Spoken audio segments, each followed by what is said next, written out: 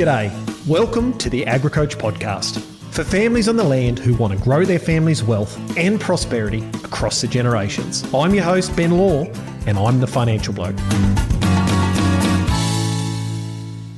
G'day, welcome back to the Wealth and Wisdom podcast. I'm Ben Law, the financial bloke. Hard work built your success, but what if hard work alone isn't enough to secure your family's future? The world's best teams, the one that win championships and create dynasties, don't win because they work harder. They win because they create a culture where high performance is the norm. And today we're pulling back the curtain with someone who understands both worlds, the world of elite teams and the world of life on the land. Chris Webb grew up in regional New South Wales, where his dad was a stock and station agent. After attending ag college, Chris could have easily stayed in agriculture. But instead, he spent the last few decades forging a career as a high-performance manager, working behind the scenes with some of the world's top sporting teams, including the Wallabies, the Waratahs, the Australian Equestrian Team, and Japanese rugby, just to name a few. Chris knows what it takes to turn a talented group into a high-performing team, and that takes a high-performance culture. Chris is someone we bring in behind the scenes to work with the families in our High Performing Families Accelerator Mastermind group. Because when you're a family that wants to succeed, you need more than just to run a successful agribusiness. You need a winning culture. Chris helps our families borrow the playbook of elite sporting teams so they can create alignment, accountability, and performance at home, not just on the farm. Today, we're going to unpack how those same lessons in sport apply to farming families who want to win at this season, but also for generations to come. So without further delay, Chris, welcome to the show, mate. Oh, Ben, thanks so much for having us. Been listening to your podcast for a little while now and really enjoy the stories and some of the people that you come on, and I love the work that you do, so to be part of this is a real honour for me, mate. So thank you very much. Yeah, awesome. Thanks, Chris. Well, mate, before we dive into really uncovering these big lessons for families on the land, can you take us back to the beginning, mate? How did you first, because I've told everyone in the intro about your sort of background, but how did you first get into high performance management? It's a bit of an evolution, really. It's one of those things that probably wasn't planned, and you're an overnight success that takes 25 years to get you there. But I think when I first was working and went into the workforce, I was a property valuer, but I was involved and passionate about rugby union, and I'd played that at school, and I probably got to a point where I'd been injured a couple of times and I knew I wasn't good enough to ever represent Australia, which is every young country boy's dream, right? So I had to go down a different path, and I went down this path of management, and I was doing that as a volunteer because at the time when I had started working into the workforce, the game was amateur, and in the late 90s it turned into professional. And so I had an opportunity, was given there, and started full-time in sort of 1999, 2000, and it went from there. But yeah, worked hard as a volunteer, used to drive to Sydney 2 or 3 times a week when I was living in Orange, and everybody thought I was mad, but it obviously paid off, and I was offered a full-time gig and went pro sport. And you've worked with some pretty big teams over your career too, haven't you? Yeah, been fortunate. In rugby union, I started off with the Waratahs, which is the New South Wales state team. And when the game went professional, they participated in a tournament called Super Rugby. It still runs now. It's called Super Rugby Pacific. I was involved with them. Started off as an assistant manager, or ran the academy first, moved to the team as an assistant manager, then the manager. I went to the Wallabies for my first stint in 2003, I think it was, after the World Cup here in Australia. And I was with them and worked with a couple of guys, Eddie Jones and another coach called John Connolly. I went back to the Waratahs in 2008, I think it was, and I was the general manager, and then had a little bit of time with the Western Force in Perth in the same role. And during that time, I got offered an opportunity as the high-performance manager for the Australian Equestrian Team, which participates in Olympics, the performance horse program. And the AIS I had a discussion with them when I was looking at moving back to Sydney after my stint with the Force in Perth, and was lucky enough to get that role and ended up being the high-performance director of that crew that spanned over 3 Olympic cycles, which was Rio, Tokyo and Paris. And at the same time, you never want to sit still. So I was still working in rugby and I was consulting in Japan, and that ended up being a full-time role as well, and lived and worked over there for a period of 5 years. I was originally in Japan in Super Rugby. The Super Rugby competition, which had teams from South Africa, New Zealand and Australia, expanded, and they brought in a team from Fiji and Japan. And so I was lucky enough to be part of that and helped establish that, and was part of that sort of development of that team over the 5-year period that had participated in the competition, and that was fully professional as well. A lot of travel and whatnot, but a heap of fun. And at the same time, I was the same role as the Japan national team. We were called the Brave Blossoms. I'm not sure how a collision sport names himself after a flower and then says they want to be brave, but the Japanese loved it, and they were very passionate, dedicated and committed rugby sort of community, and the ethos of rugby is really, really important for them. So I really enjoyed and loved that experience, and then had an opportunity to come back to the Wallabies and was involved from 2019 through to 2023. And I was fortunate enough to have some success over my period with the Wallabies, but we also had some didn't do as well, whether they're called failures or not. But, I think when you reflect on your professional life, when you listen to these podcasts and do a lot of reading and speak to high performers, you learn probably more from your failures than you do your successes. So really, really lucky, I suppose, when I look back on it, to get the balance of we did well in some groups and not so well in others, but learned a lot from that.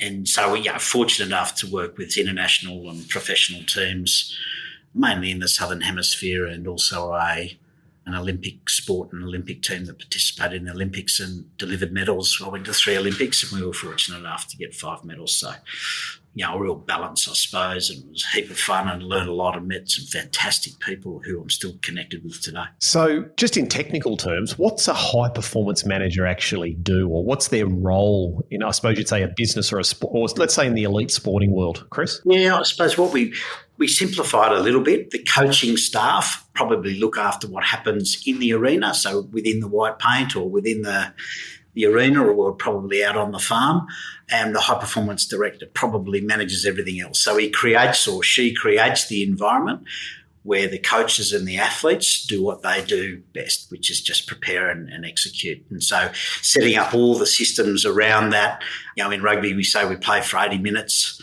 a week, and so the coach looks after that piece, and the high-performance director looks after every other minute and every other person, and he looks after the stakeholders, managing up and out, the day-to-day, providing what we call a daily performance environment, so providing the structure around what that looks like. And I think in your world that the performance environment would be the farm or the operation itself. And so the high-performance director is somebody who basically is a leader, probably sits next to the person that does the actual execution, the operation side of it, so the coach in our world, and he provides the environment for him to just do what he does best. And so, every day is interesting. There's always different challenges, and you deal with a lot of different people and a lot of different variables, and there's always something going on. So extremely, it's never a dull moment in our little world, which is what we love. And I think, talking to you and also talking to some people out in the rural sector, there's some real synergies there, and we can apply some of that stuff. So if I look at what my role was in that professional team,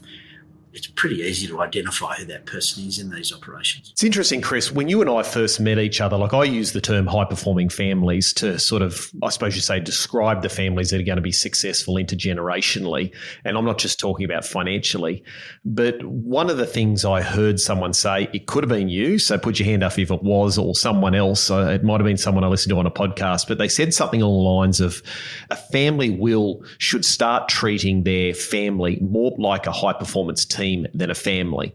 Now, I'm not suggesting that they should stop treating their family like family. Don't get me wrong, but a lot of the times, a lot of the problems come is because they don't think like a high-performance team or family. They think like just a family, so they cut each other's corners. Now, for me, I thought that was a really good way of looking at things. And that's what took me down the path of actually thinking, well, if we start thinking more like a high-performance team or a high-performance family, then we're going to start to bring in some of those other characteristics that help elite teams win events. Because in my world, winning means having a strong financial position, but also a really strong family relationships. So where I want to go with this, Chris, is You get to deal with a lot of high-performing teams. It's one thing to get on the team. It's another to win games. What's the difference between the two, or what helps teams win games, mate? I think it's a really interesting question, isn't it? And when you play sport, and definitely play at the professional level, it's easy to fall in the habit that winning is everything. You have to be really careful now, because a lot of teams might say whatever it takes to win. But, draw on a couple of rough stories in the past. Look at Cricket Australia back when they had the Glory team, and then there was this issue in South Africa around the sandpaper gate, and that alerted teams to the fact, or professional sporting teams, that be careful when you say whatever it takes to win, because it means you end up doing something that's not true to your values, and they got themselves in trouble. And so have to go away a little bit from that. But winning's, you talk about winning, and that is really important. We change our language slightly now, though, because when we go out and play sport, the team that you're playing is trying to do exactly the same thing, and things can go against you. So in your world, it's the same. Everybody's trying to do the same thing. It might be get the best price at the Angus heifer sale, or whatever that is. So maybe we need to revisit a little bit and just change our language slightly on the narrative that, rather than winning all the time, is let's make sure whenever we do something, it's significant. And although winning in our world is really important, and that's what we strive for, not all the teams you work for are the best teams in the competition. As I said, I worked in Japan, and we had a group called the Sunwolves, and the Sunwolves came last or second last in the 5 years that they were there, and probably won 6 or 7 games over the whole period of time. So they weren't winning every day. But the culture and the performance aspect that they had, they were the best performing commercial team in the whole competition for the 5 years they were in there. Because the culture and the attraction that they had from the local community was so big that in every revenue stream, we have lots of different revenue streams in professional sports, they were hitting it out of the park in each one. And so much so that team hasn't been in the competition for 5 years now. And when you go to rugby games in Japan, they're still wearing their jerseys. So come back to this point around significance. And I think that's important. So I've sort of butchered your answer there a little bit, but when we look at culture, when we look at, say, high-performance farming families, if you're going out every day and every weekend or every marketplace situation to win, it may not happen. So we change our narrative to whatever we do has to be significant. But in saying that, when we come back to what are the traits and what are the, I suppose, the indicators that give us what we call performance culture, it's very, very similar, if not the same thing. So it's hard work's one thing, and talent will get you in the door. But being a little bit smart about it and applying sort of principles, which we'll talk about in a minute, that charge through the door and actually give you the outcome. So, in high performance, we talk about a system, and the first one is planning. The second one is preparation. The third one is execution. And the fourth one is review, or review processes. Every stage, though, is underpinned by our people management, whether it's a farming operation or a rugby team or an equestrian team or whatever that might be. Our best resource is our people. And so when we look at each of those phases and focusing on process, outcome will take care of itself. However, at the end of the day, whether it's you facilitating a conference or a podcast or your clients, or it's me sitting in the stand watching my footy team, the players or the people on the ground have to execute. So we have to set them up to do that. And so we have to make sure that they're in the best possible position to execute when it counts. We can apply this to your world. You and I are both fortunate enough to attend the Angus Expo in Tamworth on the weekend. Guarantee you that the teams or the groups or the operations that were the best prepared more than likely had the best outcomes. And so it's a really interesting concept. So I think when we're talking to high-performance families, what's really important is that we've got to understand and accept what the outcome might be, and that might be a win or a loss, but we accept it either way. Then we come back to focusing on our process, which are those stages of planning, preparation. That leads to execution. We have a really, really good look at that afterward to see where we learnt, what went well, what didn't go well, and what will we do better next time. And for me, If we apply that to your world in the high-performing families, if the operations that have those systems in place set themselves up to succeed. You've built a scaled, highly profitable operation you're proud of. But what will your legacy really be? If you're 5 to 15 years from succession, now's the time to step back, get clear, and design the next chapter with your family, not just for them. That's exactly what you'll do at the High Performing Families Roadmap Workshop, back this July after overwhelming demand. In 2 days off farm, you'll design your family's 10-year roadmap, align on what matters most, and set a clear plan your whole family can get behind. No fluff, no drama, just strategy, clarity, and serious progress. If you want in, head to agricoach.com.au/take action. Spots are limited. Now, let's get back to the episode.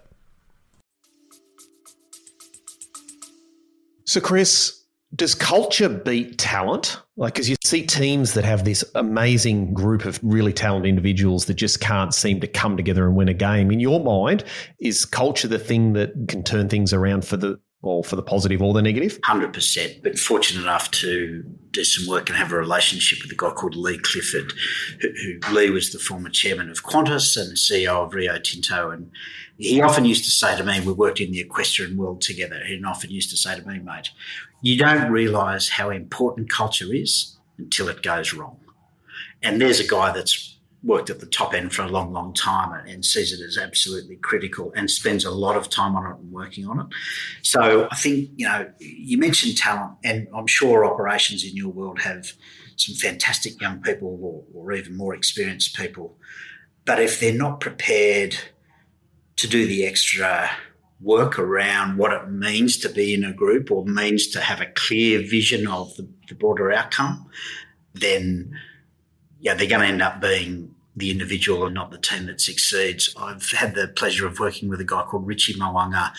Richie is a rugby player. He's a fully professional guy, played for the All Blacks and the Crusaders, and he was in a group that I work with in Japan. And he used to have this mantra of, and he's one of, if not the best player in the world, definitely one of them currently, he used to have this mantra of you can't cheat the daily grind. Most talented rugby player in the world, however, without the attention to detail, being the consummate professional to do everything he did as well as he probably could to manage his preparation, then he framed it as the daily grind. So I think it's a really good lesson, isn't it? Because you just can't turn up, put your nice shirt on and see how it goes. If you haven't, we talk hard work or smart work or whatever that word is, but maybe it's the grind. It's the daily grind and the attention to that will take care of the outcome eventually. But you talk about, culture. We often hear the business term of culture eats strategy for breakfast. Take it another level in that when you look at culture's only good as your behaviours and your standards that you apply to it. And we'll go into that a little bit further. But, so the next step of that is when you're getting through the day is that behaviours eat culture for lunch. And so a high-performance culture isn't something that just happens. There needs to be, a plan to it, and there needs to be discipline to it that requires, what we do is not easy. And so it does require a lot of effort and a lot of consistency and a lot of repetition around not letting go of how important this is. And I think, when you look at high-performing operations, regardless of what industry or facet they are in, then the best ones never, ever let go of how important that piece is around culture and the application to it. So, Chris, you walk into a team, let's say you walk into a situation and you see a team that's got a cracking culture. Can you think of maybe a team that could give us an example of what that looks like, or just in general, mate, where you've walked in and gone, holy dooly, I can just tell straight away these guys have got the right culture. And then we're going to go and ask about the opposite side after that. Yeah. I think whenever I walk into an environment or part of an environment, the first thing we do is we look and listen for alignment. So, are people aligned? Is everybody absolutely clear on what the vision is and what we're trying to achieve? And are they aligned? And so we look and listen for that. And the good cultures drive that and hold people accountable to that. And they also, which is really important, and we forget about doing this a lot because we get very, very busy, we reward and celebrate that. So when we see people driving and living the alignment and the standards and the behaviours that go with that, and then that's being rewarded and celebrated, then that's an example of strong culture. The other piece that we look for is connection and belonging. And we'll go into detail in that in a sec. But connection and belonging builds relationships. Relationships build trust. Trust leads to accountability, and that leads to a performance culture. Because we can have what we call a critical conversation to get back to alignment. And when I say critical, well, I don't mean that it's criticising in nature. It's critical that it's so bloody important, mate. And that's when you look at a performing culture, you will see. I was fortunate enough to duck down to the Melbourne Storm with Craig Bellamy and Frank Panisi, who run the Storm, and I was in a team meeting and I watched Harry Grant, who's their captain, run this meeting for 15 minutes and not one word about rugby league or how they were going to play the game against the Raiders that weekend. It was more around how did people feel about the week? What did they learn from last week? What's going on in people's lives? And he called people out. One guy was going to have a baby. He mentioned that. Another guy had bought a house. He mentioned that. Another guy had lost his auntie. He talked about that and they got around him. And so we see this connection and belonging. So people feel connected. They feel part of something.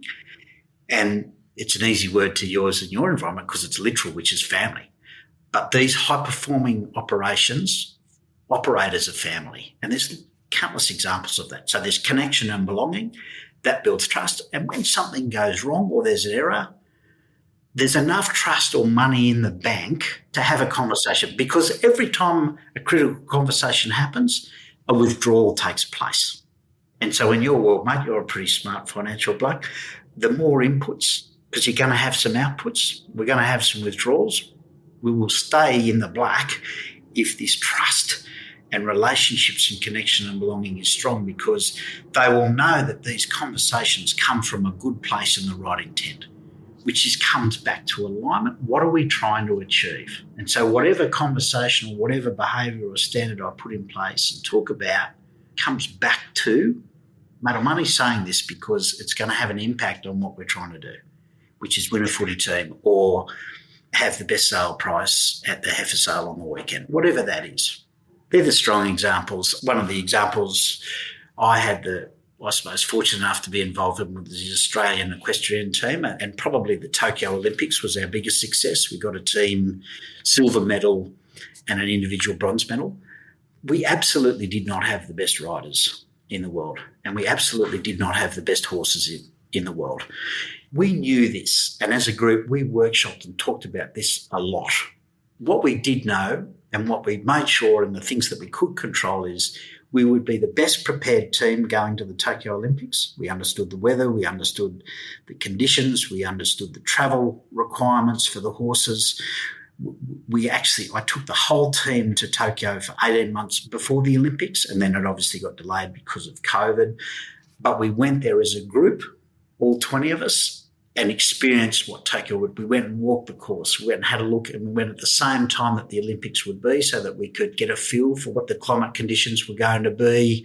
We took a horse to practice that. One of the reasons we did that was to take the wow factor out of it, because a lot of these people hadn't been to Japan, hadn't experienced the culture or the food. So I thought if we practiced that and rehearsed that and gave them that experience beforehand, when we actually went to Tokyo for the Olympic Games to win the medal, we didn't have the distraction of, oh, that's a nice piece of sushi, or look at that big place, or whatever it is. Geez, there's a lot of planes fly over the top of this, of course, you know. So we'd taken all that out, and all we did was focused on execution and preparation. So that was one. I knew we would have to be the best prepared team. And the second is I knew that we would be a team and that we would have the best culture and the best aptitude and capability ahead of everybody else. And that came down to connection and belonging. Everything we did together. We wore the same uniform. Yeah, not the same uniform every day because it would have been a bit smelly. But, you know, we were uniform every day. Everyone, if it was a white shirt and we had someone, you know, say tomorrow we're wearing the white shirt, send a photo of what it would be, and everyone put on the same gear. So we were uniform. So all these things around standards and behaviours we were better than everybody else. Every time somebody warmed up, the whole team would be there. Every time someone competed, the whole team would be there. We connected every day. Really little things, and some examples that we could probably put to your group, mate, is that connection. Well, what does that mean? And so we put some literal examples into that. And that was every morning you see each other, you had to walk up and shake that person's hand or give them a fist pump or a high five or whatever that might be. There had to be some form of personal connection. Look each other in the eye and say, how you going? And what that did is that just took every grey element out of it. Because, for example, we might wake up in the morning, I might see you, I've had a pretty big, I've had a bad sleep, I've had something's happened at home, my mind's elsewhere. And although I see you, I've walked past you. And you might say, I hope Chris is all right. I wonder if is something I said or is he all right? He seemed distracted. And you're saying, well, I'm feeling pretty good. I had a nice cup of coffee and got the daughter off to school well and she's finished the homework. I'm feeling pretty good. But something's wrong there. Whilst if we have this connection piece where in our behaviours and standards, and I don't like the word forced connection, but if we agree that every morning I'm going to come up and shake your hand and look you in the eye and say good day, then I remove all of that uncertainty, because uncertainty breeds anxiety and therefore that makes us double guess things. And so if I take that out, absolutely certain I've got presence and affirmation that I'm with you every day, that I can rely on you, and this connection and belonging once again builds the relationships, which in turn builds the trust. And so the example of this, of Tokyo, was I knew we'd be the best prepared team, and I knew we would have probably the strongest culture of the group that were working together to achieve what we were trying to do.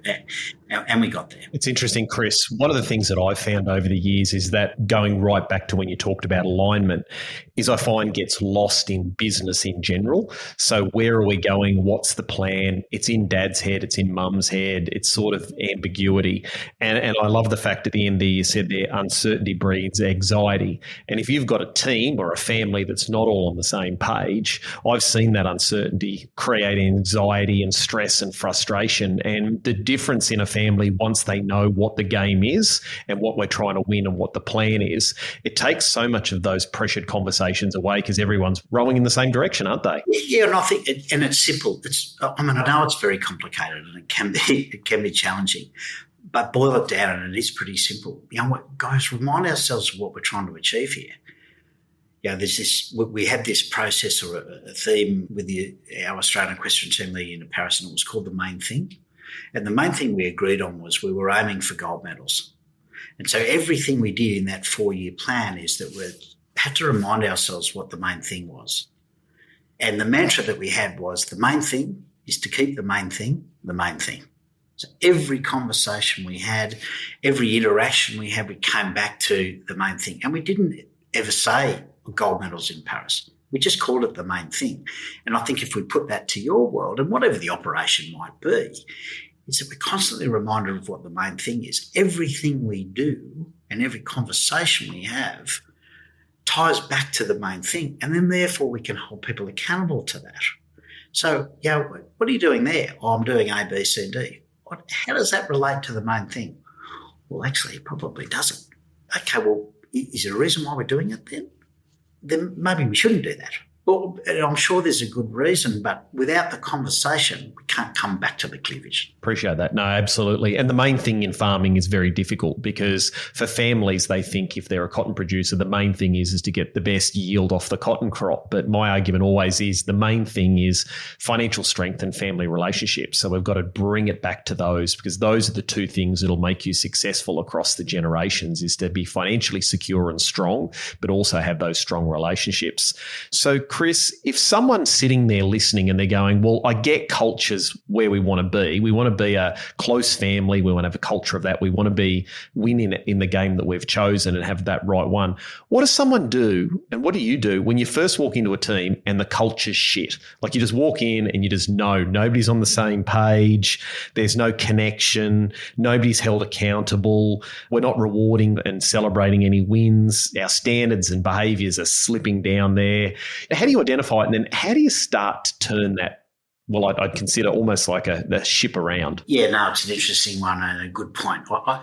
When you look into an environment, sometimes when it's not going as well as you can and you can see it or feel it, is that there's obviously a couple of grenades sitting in the room. And so the first thing to do is detonate the grenades.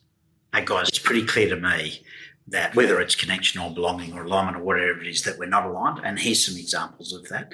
Whenever I go into a group or an environment and it's not probably humming where it is, and the results will tell you that, and you pick it up pretty easy. We ask 3 questions. The first one is, and you and I are old enough to remember the Spice Girls. Oh, I'm not going to admit that. Tell me what you want. What do you really, really want? And Matt, you need to go out and play that to young Sophie in a minute. But tell me what you want. What do you really, really want? So they need to tell you. And interesting, when you go in an environment, sometimes you might ask the question, what do you do here? And the ones that aren't performing so well, you get multiple different answers. So it's quite clear there's not alignment there. And so tell me what you want. So that's the vision. That's the, let's agree on that. And we have to do a bit of work on that.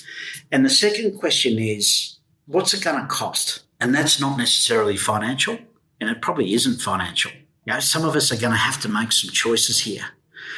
And a little analogy is that we're not born winners or losers, but we are born choosers. And so we're going to have to make some hard decisions. And so what are they? What are we prepared to give up to get ourselves aligned for the vision, or what do we really, really want? And once we've ascertained that, then the third question is, which is the hardest one, is are we prepared to pay the price? And so when we look at environments that probably, aren't operating as well as they could, or we feel that the culture is not a strong performance culture. And once again, with culture, there's no right or wrong to this. It's not good or bad. It's not right or wrong. It's not simple or complex. It's not complicated or binary. And we often define it as the way we do things around here. But if we want a performance culture that leads to success, then we've got to sit down and ask these 3 questions. And once we've answered the third, is are we prepared to pay the price? And there might have to be a bit of a negotiation in that. Then we have a commitment, and then we move forward. And then what's really important is that we try to apply some standards and behaviours to that vision. Then we have to hold ourselves accountable. And it's very, very easy to come up with the words. The difficult thing is, do you actually go out and live it? And, you've been into these corporate environments and where there's fantastic signs all over the place, all their values, but it's pretty obvious that when organisations don't live them. And that's in the standards and behaviours of the people out there actually doing it. And I think when we look at the high-performance farming families, is that, are they absolutely clear on what they're doing? Is there clarity around that? Are they aligned? Am I hearing the same messages? Am I seeing the same standards and behaviours of the people that are in the operation? Are they having these critical conversations? And are they focused on the process of getting things done and then reward and celebrate what happens with the outcome regardless of what happens? So to answer your question, when possibly the performance culture is not as strong as it could be, we ask those 3 questions and we have to address it. And use another phrase that I got off Lee Clifford, if you have to amputate a leg, don't use nail clippers to cut it off. And so you have to front it. If you're fair dinkum about taking whatever you're in to the next level or to a high performance level, then we're going to have to rip this Band-Aid off and get stuck into it. Which is really hard in families, isn't it? I mean, it's easier when you've got employees in a team or team members, but when it's family, it becomes really hard. And I think those standards and behaviours are something that I see constantly not even defined, but constantly let go. I'm guessing there'd have to be in teams tough conversations with people about who aren't meeting those. And I know you mentioned something about rituals and shituals. Yeah. Do you want to run through that? Because I think that's a really important one for people. I've used that many times in my business about the rituals and shituals. Yeah, it's an interesting one. It came from rugby where you can swear and carry on and people actually understand the simplicity of it. But we talk about this connection and belonging, and so we have two things, I suppose. Is one's our habits or our habituals. So what are the things that we do daily that, we talk about culture being the things that we do around here. Then what are those habits? We start work at 8:30. I don't know, we put the bins out on Sunday night. Whatever it is, we have a family meeting on Saturdays at 6:30 or or, we all watch the soccer together, or whatever those habits, or what are those daily things that we do in our life and our working life. And then there's things, what we call rituals. So what are things that we do that are synonymous with that particular environment? And that might be, I don't know, we have fish and chips on Friday night as a group, or every time there's a birthday, Mum cooks a cake, or I don't know, whatever that might be. Every time we get a nice new car, we drive to Brisbane and make sure we can smell it. Whatever it is, I don't know, but they're rituals and they're synonymous or specific to your particular environment. And so our culture, when we look at our culture, they're strong things. They're things that we like doing, and they're things that are aligned to the clear vision. So they're habituals and rituals. So almost like, sorry, Chris, is those family meetings I see is a really big one. Like we have this habit that says we need to have these family meetings regularly so that will get us to the main thing, which is to win whatever the game we are as playing. That's it. And the ritual might be, okay, if we go to the store sale on Thursday, then after that we go to the local bakery and buy a heap of pies and sit in the agent's dining room at the back of his office and we have pies and a good time, and because that's what used to happen in my dad's agency. And so they're our rituals and our habits, and that you probably would have read it, but there's a very popular book at the moment written by a guy called James Clear called Atomic Habits. Yes. And he talks about what high performance habits look like, and more importantly, how to actually get them. So there's some fantastic examples of them, and my advice to anyone that I speak to who is looking at culture and performance and standards is have a read of that first, because it's a pretty easy manual to start it.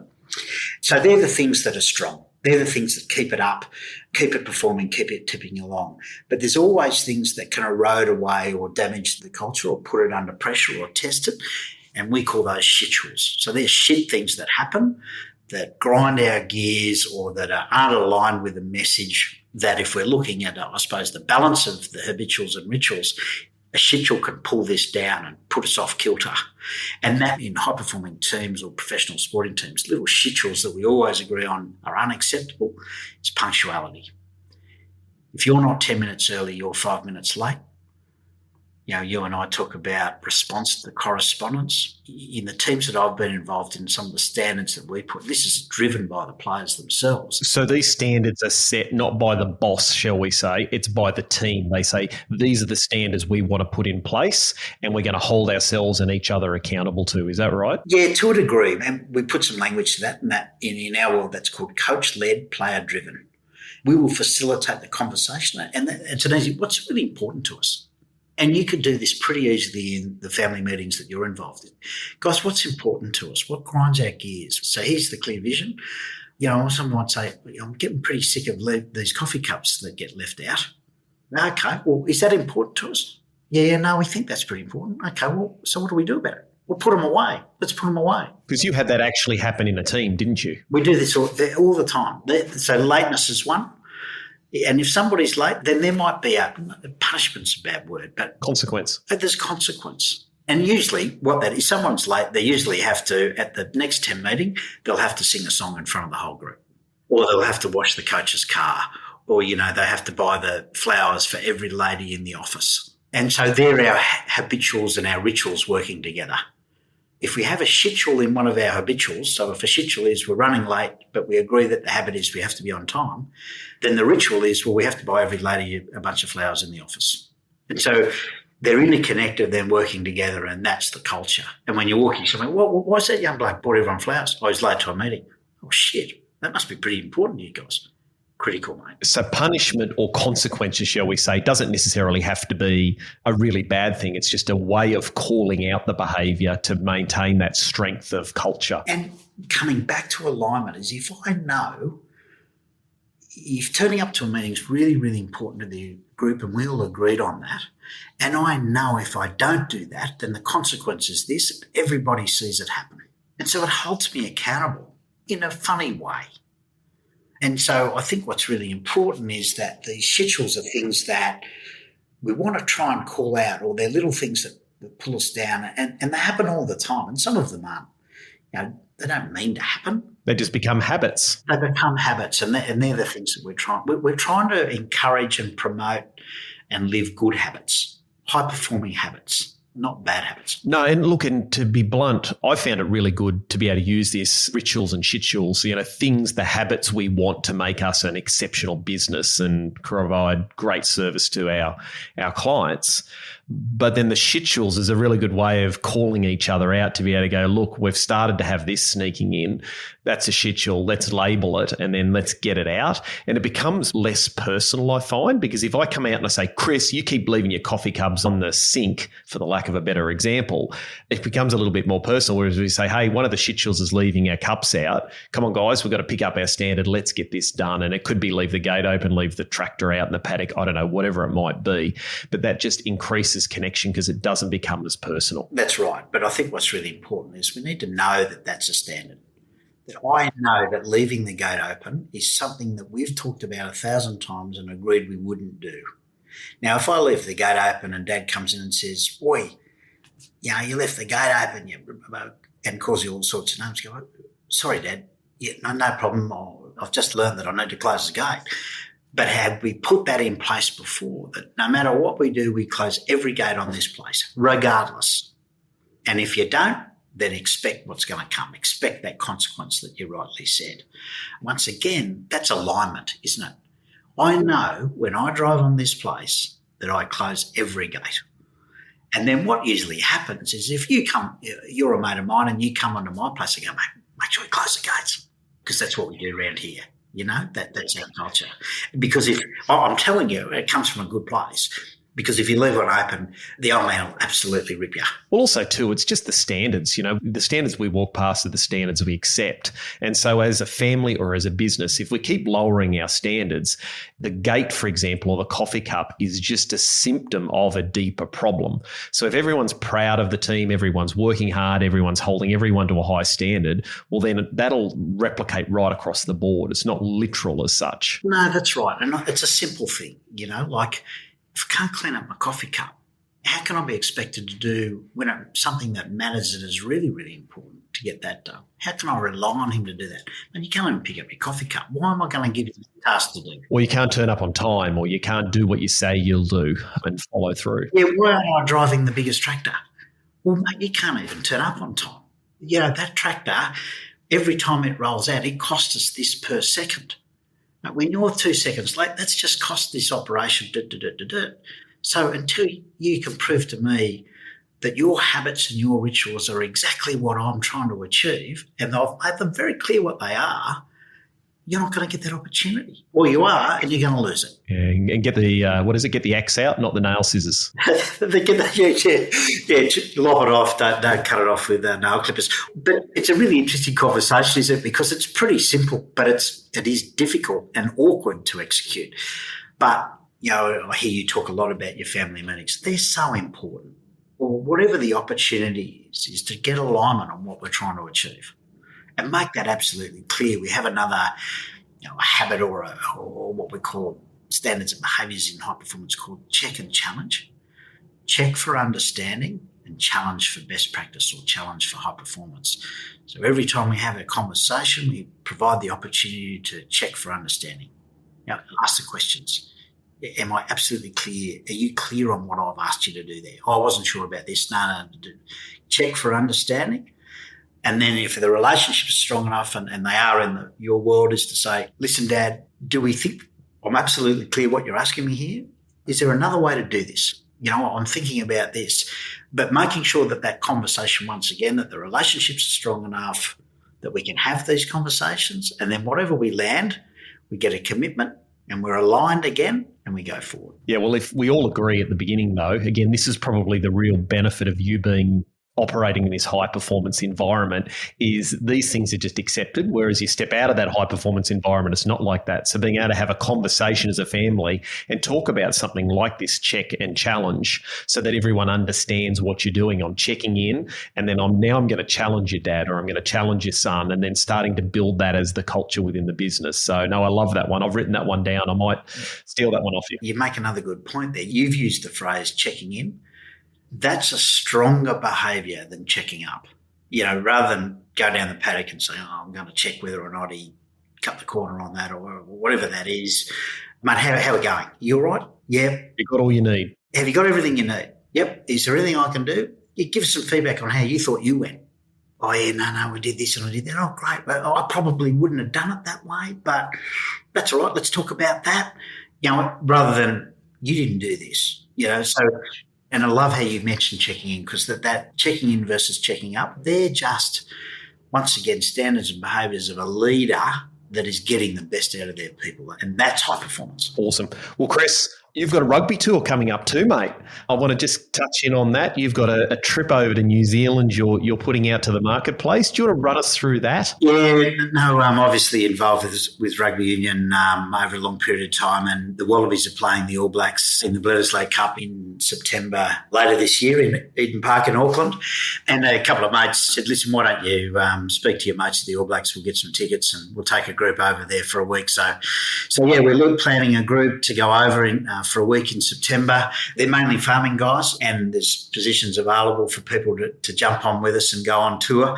We've tried to look at the marketplace around specific topics in your world that people would be interested in, and getting exposed to what the Kiwis do in certain areas. So we've drilled down into some topics there. But also in my world, we're going to expose the group to some high-performance environments over there. Some guys from New Zealand rowing, High Performance Sport New Zealand, the Canterbury National Provincial team in rugby in New Zealand in the South Island, and also the All Blacks who got an opportunity to spend the day with the coaching staff and also some of their high performance staff around their culture and around what high performance means to the All Blacks. And obviously they're synonymous with that. So looking to, provide an experience that couples some high-performing people in your world and then high-performing people in my world, and see if we can't learn from each other to get better. Yeah, awesome, mate. So it's far more than just a rugby tour. They're going to be interacting with some pretty interesting characters and learning a lot on the tour. Yeah, that's the intent. And I think learning off each other as well. We talk about connection and belonging. This will be a week of a lot of high-performance learning and a lot of exposure to lots of different environments, but we're going to have a pretty good time as well. We'll make sure that we do. It'll be a true rugby tour, don't worry. So where can people find more about that if they're interested in that? Yeah, we're just about to launch that in a couple of weeks. That'll be on my website, which is chriswebb.com.au. The tour will be called Blue Ribbon High Performance Tour to New Zealand. We're partnering up with a couple of different people as well. So it's a little bit of watch this space, but that'll be out in the marketplace in the next few weeks. And if anyone, whether it's through you, mate, or come to me direct, just give us a shout and we can talk you through what we're doing. But really looking forward to it. It'll be a lot of fun. And and what we'll try and do is run this tour just like we would a high-performance team touring overseas. So, it'll be good fun, but it'll be pretty action-packed and it'll be run to an elite level. Yeah, and I'm pretty sure there's only a small number of seats. So by the time this podcast episode gets out, it won't be for the people to dither and dother around. I'd say it'll be full very quickly. Yeah, we decided only to take 10, and that is we just feel that it'll be more effective and learn a lot more off each other. And, these sort of rugby games in New Zealand, like every Kiwi clearly got nothing else to do. They all want to go. So it's pretty much sold out. So we're fortunate enough through the relationships with the All Blacks to secure tickets there, which is great. Good. Awesome. Excellent. So people can find more about you at chriswebb.com.au. People can search you, Google very, very easily.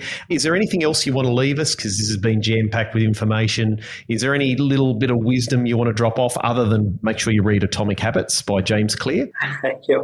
Well, I think it's a topic that you and I are very interested in, and it's something that, we could talk about this for hours and hours and hours. And I think, for people that are listening, if you want to take this journey to high performance as a high performance farming family, is that if you look at those three questions, that is a very, very simple guide. Get your Spice Girl album out. What do you really, really, really want? What's that going to cost? And that's not the money element. And are we prepared to pay the price? That would be a really simple manual of, people that are looking to be high performers. And then if you want a bit more detail, mate, get them to call you or I, and we'll definitely help them out. Fantastic, Chris. Well, mate, I love your stuff. You and I have got to know each other over a period of time. You've got a wealth of information, a wealth of knowledge, and you've got some great stories to tell, which we haven't even touched on today. I'm sure there's some great ones. So I'd recommend people reach out. Yeah, thanks very much for your time today, Chris. No, I appreciate it, Ben, and love listening and love what you do, and looking forward to being involved going forward. Well, thanks for listening, everyone. I want to give you a few things before you head off today. And I know this was a long episode. The first one is ask yourself those 3 questions. As Chris mentioned, tell me what you want, what's it going to cost, and are you willing to pay the price? I think that are you willing to pay the price is a really key thing to linger on. But also, I've got 3 extra things I want you to take away if you want to future-proof your family and your business. The first one is culture isn't an accident. It's built. And it's built choice by choice, conversation by conversation. Number 2, if you don't start calling out poor behavior or those shitules, as Chris calls them, you're setting a new standard whether you mean to or not. So get those behaviors out and discuss straight away. And number 3, the families that win across generations are the ones who treat their culture like an asset, not an afterthought. I want you to take that one away with you, because the reality is it's not just about working harder. It's about building an environment where high performance becomes the norm and you thrive. Now, for those who've sort of listened and gone, I don't really want to be high performing, you've got to think about what it means to you as a family to be high performing. So high performing might be, we make a lot of money or we achieve our goals, or it could mean we've got strong family relationships, or a combination of all those, which I'd suggest. So really think about what does high performance means to you guys. So before we go, I just want to say a big thanks to Chris, and for all of those who are serious about setting up your family culture across the generations.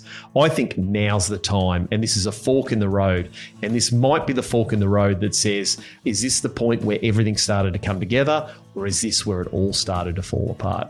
Righto, guys, share it with families and friends if you've enjoyed the episode. Make sure you give us the likes on the socials, and we'll see you next time.